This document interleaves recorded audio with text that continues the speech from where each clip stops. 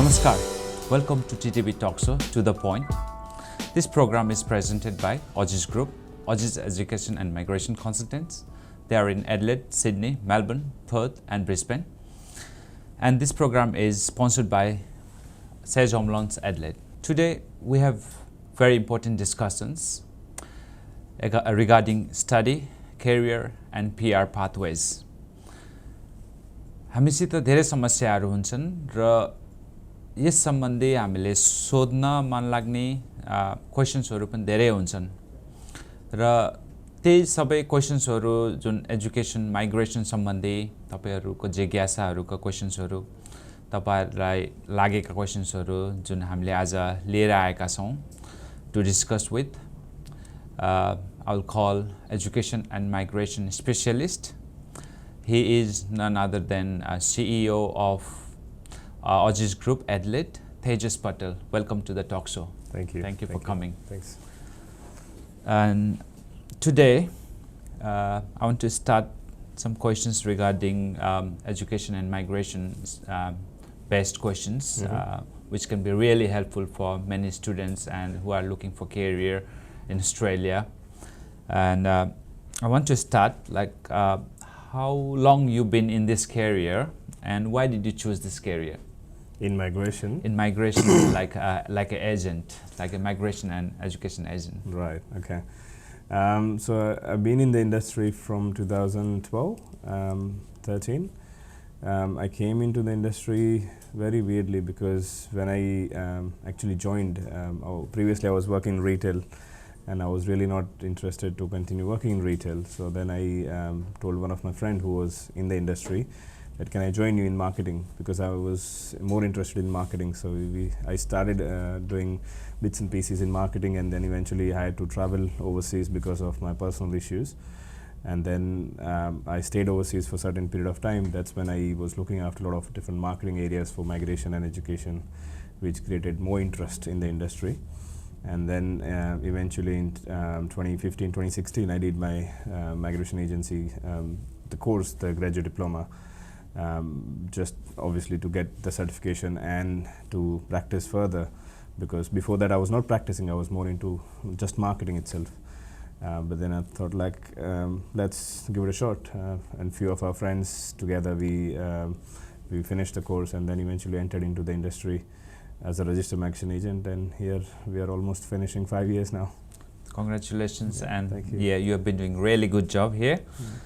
And next questions I would like to ask regarding the students who have been abroad, but due to COVID-19, like especially mainly students and those with TR visas, they are abroad and they could not come to Australia for so many reasons.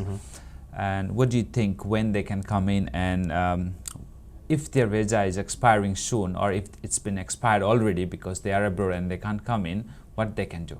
Right. So there are two different topics. Obviously, I'll cover up when they can come or what they can expect from the government.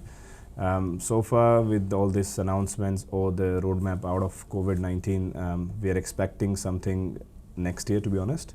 So as per the Scott Morrison social media advertisements and all the updates they have been giving out, is what they're expecting is by March they will start allowing the continuous student or the people who already had a visa before and stuck offshore, and then eventually in July they're looking at a bit of unrestricted movement for the new students. So so far July 2022, that's when we are looking at the new students who might be able to come to Australia.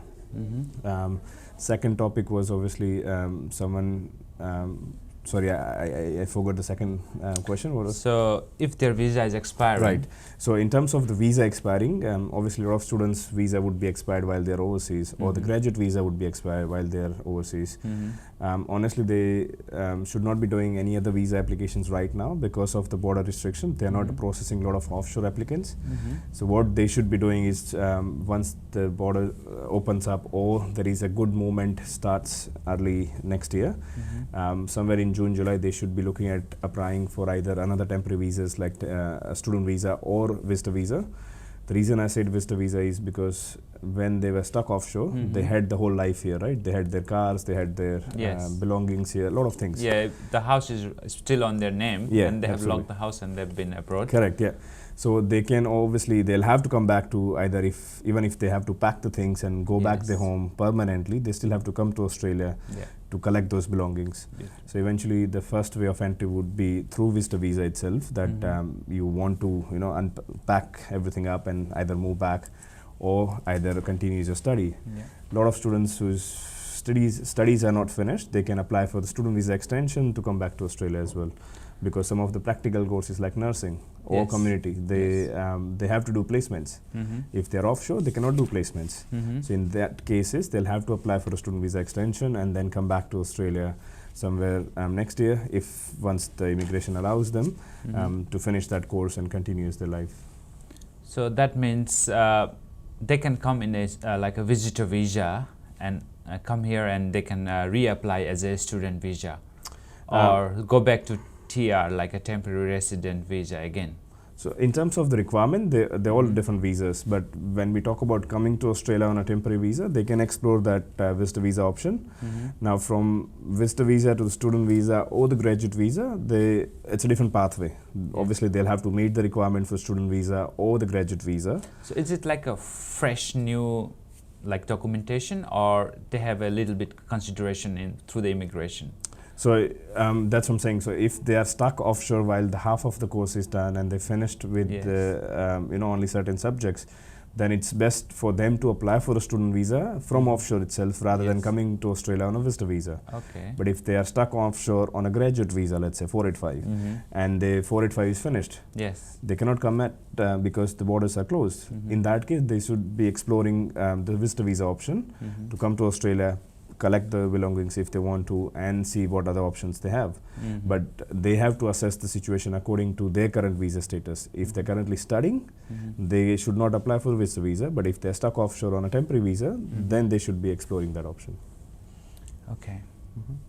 For students requiring bank statements or say financial evidence from abroad, like those students who are stuck there, or those students who are looking for a new visa over here, like a student, they have to reapply for a new visa.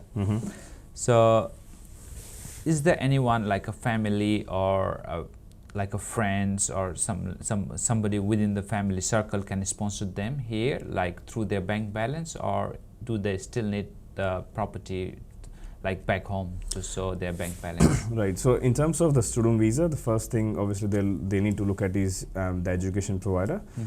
A lot of education provider falls under assessment level 1, which means they don't have to demonstrate the financial requirements, which means they don't have to provide any funds to extend the student visa or apply for a new student visa to start the new course. But if they have to provide the financial documents, they can explore multiple options, including obviously the funds with the loans from the properties if they have, or they can also use the relatives or friends financial support if they have the access to the funds. Because what department is more concerned is, do you have access to those funds? Let's say if I give you a commitment that okay, we'll sponsor you for $50,000, but how can you prove to the department that you would have that $50,000 whenever you want it?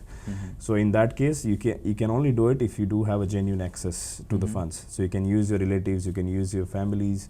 That's not an issue as long as you can demonstrate to the department that you do have the access to these funds to finish your studies and also your daily living expenses. Thanks. And I'm asking mainly questions related to students at the moment. So another questions I want to put you on is someone on abroad, or say someone living here looking for a new education career, mainly focused for their PR pathways. So what course do you recommend, and which state and which university do you recommend to a new student? Right. So look, when anyone applying from offshore, obviously there are certain things I would recommend them to do a research on. Number one is obviously the course, what course you are really interested to create a career, because you're going to spend a lot of time and money, right, to do this course. So you have to make sure that you have done your research as a genuine student, that this is what you want to do, this is what you want to study, this is where you want to spend your or your parents' money on. Number two is where you want to study. Even in Australia, obviously which state, which university, that is also very important. And number three is obviously the level of the studies, diploma, bachelor, whatever, depends on your education level. But when it comes to choosing the right course, it also depends on your overall background. If you are let's say a recent school graduate, then you have a lot of these options to choose from in your bachelor. You can choose from nursing to engineering to hospitality sector, lot of sectors. Yes. As far as the Australian immigration is concerned, if you're looking to stay after your bachelor or masters, like applying for permanent visa, then you should choose something which is in a long-term stream, which is medium to long-term stream, such as engineering, trades occupations, nursing, medical occupations, because these occupations will always be in demand. And always, and plus they can have a bright career. Correct. Yeah. After studying as well. That's right. They don't have to look for second other options. That's it. That's it. So anything which is in the STEM qualifications, science, technology, medical, engineering, everything is fine. Beautiful. And next question is mainly from other states. People looking Adelaide or South Australia as regional.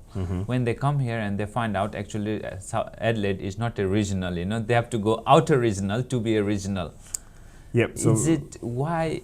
How do you classify a regional Adelaide and outer regional Adelaide? People are confused sometimes. Right. Yeah. So let's make it very clear. Yes. Adelaide, the whole South Australia is regional for Department of Home Affairs definition of a regional. Okay. So when you talk about 5 points for your regional studies, as long as you stay anywhere in South Australia, you can get that 5 points. Right? Okay, so anyone coming from other state to South Australia, to study 2 years, metro area or wherever. Yep. So if you study 2 years here, no matter you come from interstate or offshore, as long as you have stayed and studied 2 years, you can get that 5 points for regional. Right? That is for Department of Home Affairs. When it comes to outside of regional or Adelaide not being regional, that is the definition of Department of Immigration South Australia in particular. So we are dealing two different departments, Department of Home Affairs and Department of Immigration South Australia, which is only looking after the visa programs, Skill Migration 190 and 491. So if you want to apply for state nomination 190 or 491, that's when you have to meet the requirement of working in Greater Adelaide or outside of Greater Adelaide, which is regional South Australia. Okay. So it depends. If you're just worried about 5 points for studies, then and whole South Australia is regional. But if you talk about meeting the state nomination requirements, then Greater Adelaide and outside of Greater Adelaide, that is the regional South Australia. You must go and study or work over there. Work in to outside get of another Greater 5 point, is it? No, it's not about points. It's just the priority towards the state nomination. You get nominated. Correct. Yeah. Okay, that's good to know. And because it's very complicated question, you know, sometimes easy but complicated. Another questions I want to ask you: somebody got recently 190 and say 491 visa. Recently got the visa, and so for some cases they have to leave the country, Australia, for 1 or 2 years because for some reasons, because the parents were sick or because for some other reasons. Yep. Can they still come back after 1 or 2 years, or do they still have to leave for like a certain periods, because this is a probation period? They have been given visa for like 3 or 5 years. They have been given visa 190 or 491 visa. So can they leave for 1 to 2 years and come back again? They can. So basically when we talk about 491, that's 5 years of provisional visa. Out of 5 years, you have to stay and work in a regional area for next 3 years. Okay. So let's say if I've got a 491 granted today, and because of my family reasons, I have to stay offshore for 6 months. That is fine. But then when I come back to Australia, that's when I start my 3 years. That's when your debt starts. Correct. Yeah. So then you have to stay another 3 years, meet each year 53,900 the income requirements, taxable income, and then you apply for your 191, which is your permanent visa. Okay. So you can do that. That's fine. So 191 or 190? I'm a little confused. So from 491, you will be applying for 191 after 3 years. Okay. That's the provisional visa to permanent visa. Permanent visa is 190 is directly a permanent one. Okay. So after 191, we can go to 190 or? No, they are two different visas. Okay. So 190 is day one, you get a permanent residency, whereas 191 comes only after 3 years being on 491. Okay, got that point. and hopefully many of our viewers will understand this thing as well, because looks simple but little complicated. Yeah. And now we're going to have a little short break, and I'll see you after the break. Thank you. Want to study in Australia? Or you want to migrate? Maybe you want to have both. It could even be paving an awesome career path or getting a permanent residency. We're right here. Aussizz Group.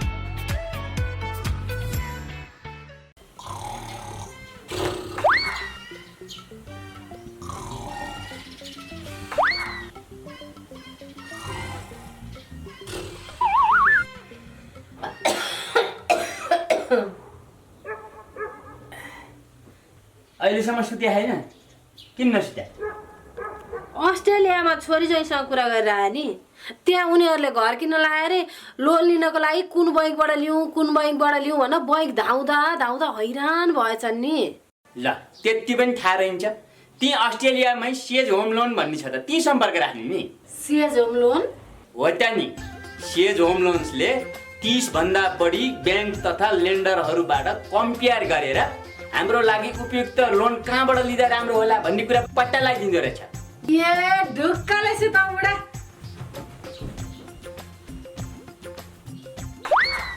ए साक्षी तपाईहरुले सम्झिनु भयो says Australia भरिमै तेज हल्का रमाइलो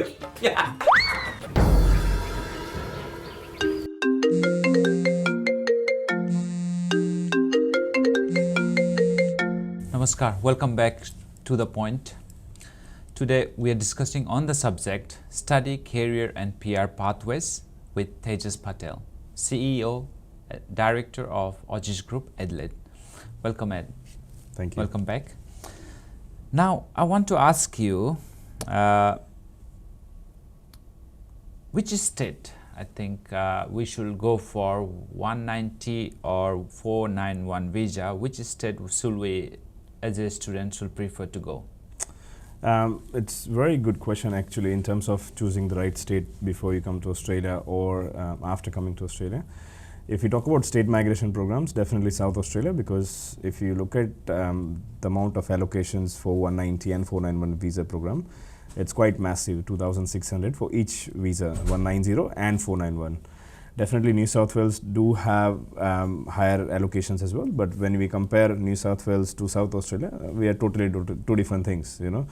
New South Wales population is 5 times higher than South Australia, so yes. But we do have a strong migration program in place as well. So considering those factors, definitely South Australia is one of the key states you can choose. Another state I would recommend is obviously Tasmania and also Northern Territory, because they are also regional states and they want to grow their population and eventually the economy as well. So they are also more aggressive in terms of attracting more skilled migrants into their states. Mm-hmm. So definitely South Australia, Tasmania and Northern Territory would be my pick in terms of students choosing to study in Australia. Yes, they have more chances of getting through because they have more nominations. Yeah, so they want to obviously attract more skilled migrants, more applicants to not just to study there but also to settle down in their state itself. So at least they can boost up the population, which eventually helps the economy to grow as well. For future programs. Yeah. Yes, that's good to know. And also now I want to ask you regarding employer sponsor visa, which I can call 482, 186, 494. All different categories will be included in this question. Somebody has opened up his own business, and can they like sponsor themselves? Normally no, self-sponsorship is not considerable under the 482 itself. So it's complicated, so I would recommend not to try that. Try obviously if you do have a skills, look for the employment opportunities with the established employer itself. Once you have your visa, then it's much better. But if you do want to open up your own business, then I can recommend the small business ownership category pathway, which is through 491. It's through skill migration, but a different visa pathway. But self-sponsorship is tricky. So 491 is like a skill migration pathway. Yeah. Okay, they can go through different way, but they can get the PR at the Correct, end as well. So as of now, I think Tasmania, South Australia and Queensland, they are attracting people who wants to do their own business. Okay. If they want to apply the state nomination through 491, they can do that, yeah. And what is the minimum requirement like or a criteria for employer to sponsorship? If we talk about the normal 482, the TSS pathway, then you need to have at least 2 years of skilled experience to apply for the 482, the normal temporary visa. If you talk about 186 or 494, then 3 years experience is required. So they need to work under the employer for 2 to 3 years. Correct, yeah. So they need to have that 2 to 3 years experience before even they can apply for the employer sponsored. Okay, so they need to have the experience before they go Correct. to employer, and they have to work another 3 years to apply for the permanent one. Yeah. Oh, okay, so okay, it's a bit of long pathway, point. yeah. I've got your point. What if they want to change their career when they are under the employer? So if they want like to they want to change their career, I mean a new job with a different employer kind of thing. with the different employer. Yep. So when you are on 482, you already have a visa. You just need to make sure that you change the employer. So let's say if you are changing from employer A to employer B, you need to make sure that you have a new nomination in place from the employer B. Okay. So once that is approved, then you can start working with the employer B. Until that, you should not work with anyone else except the employer A. So the processing is quite similar, but the same tax from employer A will go to employer Correct, B. yeah. So they will be just changing from employer A to employer B, the nomination, that's all. Okay. Yeah. So to fulfill all the requirements, they need to stick at least for 3 years, and then they can go for 190. No, so they will go with the 186, yeah. 186. The permanent one, yeah. Okay. Yeah, yeah. Now I want to ask you regarding 485 TR visa. Some students are confused whether they need to have PT or IELTS to apply for this visa. And do you think it is needed, and what are the requirements we need to have for 485 visas? Right, so yes, as per the legislation, obviously you need to have the English requirement met at the time of application itself. Yeah. But because of the lockdowns in Melbourne and Sydney, obviously department is taking some flexible approach. So they're giving some time if you have booked the exam, or they're giving some additional time to give the English results and stuff. But legislative point of view, you should be having your English results at the time of lodgement of your visa application itself. And obviously the other requirement is you must have finished your bachelor or master's in Australia if you're applying through the graduate work stream. Sorry, the post-study work stream. If you're applying through graduate work stream, then you must have finished at least diploma or certificate level studies, and you must have at least 360 hours of vocational placement to get your provisional skill assessment done. So you do need to meet these two requirements and your English requirement to apply for your 485. So do they need to have the English requirements beforehand or after they can submit the... So if without COVID, they must apply at the time, and you must have the English at the time of application itself. So if I'm applying for my graduate visa today, then I must have my English score as well beforehand. Today. Yeah. But because of the COVID and especially the lockdowns in Melbourne and Sydney, most of the institutes are closed. They are not doing the exams anymore. So that's where the department is taking flexible approach to give additional time to the candidates who are applying for the 485. But in normal requirements, you need to have your English requirements meet at the time of application itself. That's good to know. Thank you for that. Now, I want to ask you regarding another trade skills studies like carpentry, plumbing, automobile, hairdressing, and so on. There are lots of other trade skills occupations where they can get the PR pathways. Yeah. So, what do you recommend for their better future? In terms of what kind of trades? And which is the easier way to, like, mainly for students looking for trades occupation? Yeah. So look, there are a variety of the trades available obviously, but not all of the trades will be available for international students. So if we talk about South Australia, they can study either in carpentry, they can study in building and construction, they can study painting, they can study tiling, automotive, commercial cookery, even horticulture. But certain courses like electricians, plumbing, bricklaying, they are not available to international For students at the international moment. students. But yes. there are certain institute interstate which provides these courses as well. All of these trade courses will be always in demand because obviously it's connected to the building industry and a few other key industry. So it's very good area of career where you can choose, and it will be always in demand for your visa outcomes as well. That's good to know. Thank you for that. And now I want to ask you a question for people who are graduated offshore. They have already graduated in nursing or some other like a master's degree in highly occupational, which are in the highly occupational list. So those students who are here with the experience and with the degrees, can they go to the PR instead of choosing other studies? And what is the ways they can go through? Like I have seen some students who are already done nursing and they have 10 years of experience in nursing back home. Yep. They are coming and studying enroll nurse or like a diploma of nursing over here. They have already done bachelor's degree in nursing there back home. So they still have a chances of going like a PR pathways straight they can apply through. So what do you think they should do to get PR straight away without going through further education? Further education. So definitely they should be exploring the visa options through the overseas qualification. So a lot of students we get, they already have the Bachelor of Nursing, as you said, or Bachelor of Engineering or Bachelor of IT, and they have good amount of experience overseas. Yes. So they should definitely explore visa options through assessing that overseas qualification. Yes. One of the key challenges they normally face, especially the registered nurses, is the registration process with the APRA. That is a bit of time-consuming process. That's when a lot of students get disappointed or they're not focused because it's nearly 12 to 18 months time-taking process. So they think it's better for them to just do another study and use that pathway rather than just focusing on this. But if they have time, they can focus and they can get that sorted, then they should definitely explore that visa option through overseas qualification and overseas experience.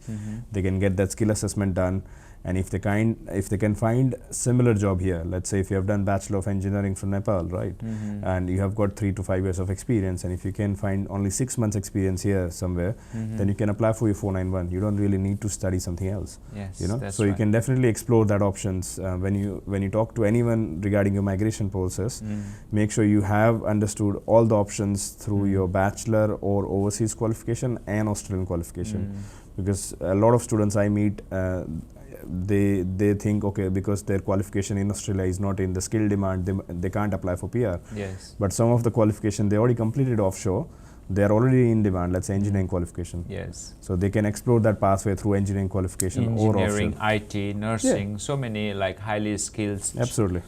studies they have done, and they are coming here and they are studying again from the bottom level, like with the youngsters. So this question was mainly for them. So there is definitely some chances where they can explore, and they can even come and ask with you as well. Absolutely, absolutely. So it case to case, obviously they need to understand what's the profile, and then according to that profile we can assist them further. That's really good to know. Thank you for that. And now I want to ask you a question. Like some students are some students who have already applied for TR or PR and have done some mistakes while filing their form. They have already submitted the documents, but there was a mistake or error in the documents. So how they can rectify or correct their mistakes? It really depends. If it's only the information error, as in you have given incorrect answer, then obviously you have an option to provide that info, just update to the immigration through your IME account as an incorrect answer.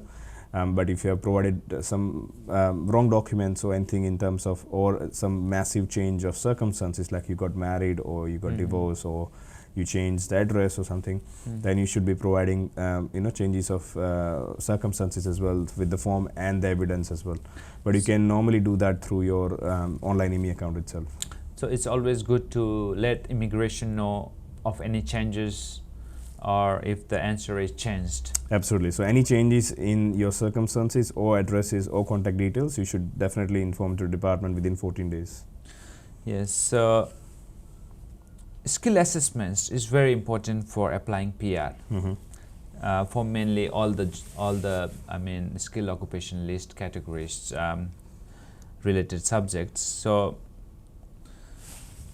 some of them have not finished their course, but how can they apply for 190 or 491? So if you talk about skill migration, obviously they need to have a skill assessment. Without that, we cannot apply. So if they have not finished a course, but they can apply for your skill assessment through your bachelor's from overseas, they can apply for this visa without even finishing the master's. We had a lot of clients in the past who got their 489 in the past while they were doing their master's here. Okay, you know, that's good. Yes. so they can do that using overseas qualification. But if they don't have any option through the overseas qualification, then they'll have to finish the Australian qualification and do the required process to get the skill assessment. Then only they can apply for the further visa, 190 or 491. That's good. Thank you. I want to ask you next question regarding 491 and 190 visa, especially with the hospitality and trade sector students.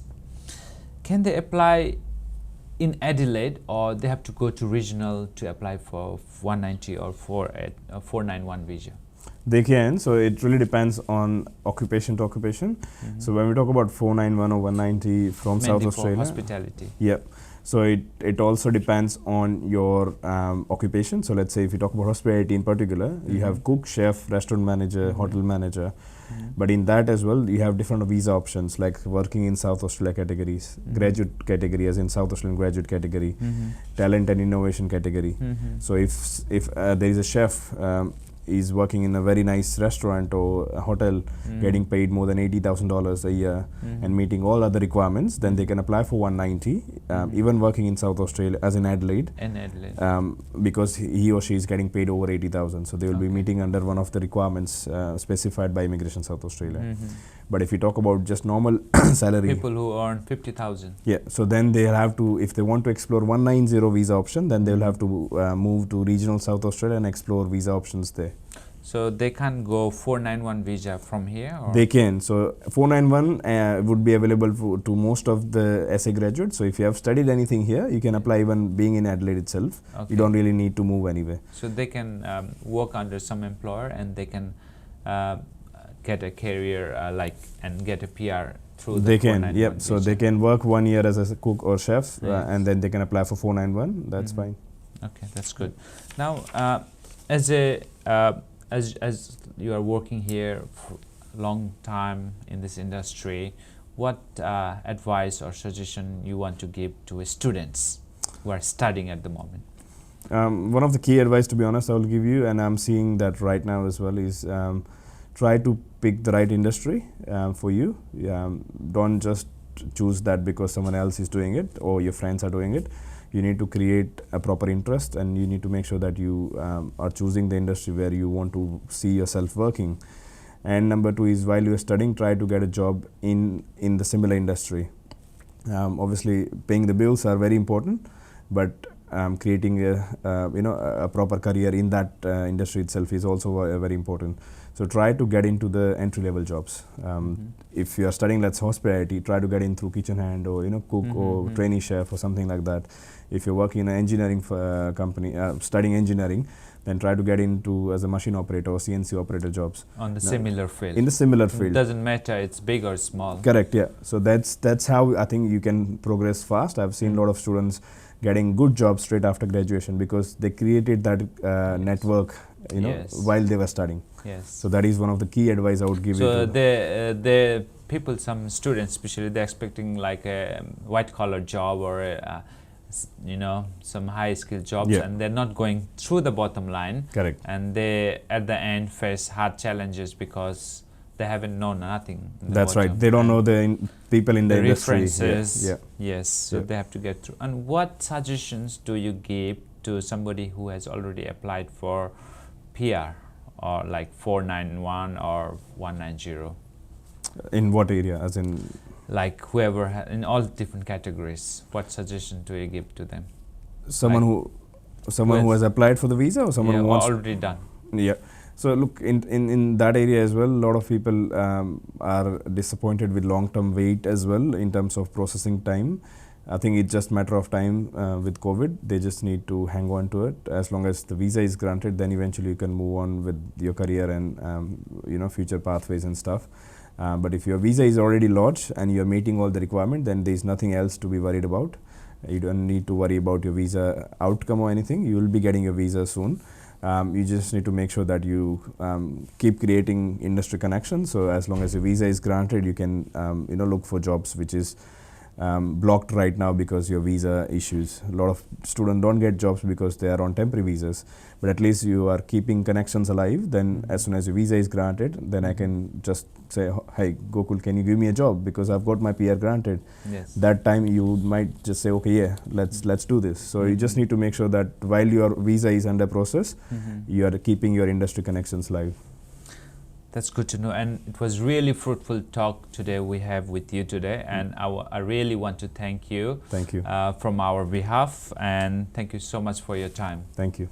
Thank you for watching, and definitely it was really a good talk we had today with lots of informations, and it's nothing is hard, nothing is too difficult if we move on the right direction, using the right channel and going the right path. So I wish you all a bright future, bright career, and may you have healthy life, happy life. Stay smiling and shining. Love, light and peace. Om Namah Shivaya. Thank you.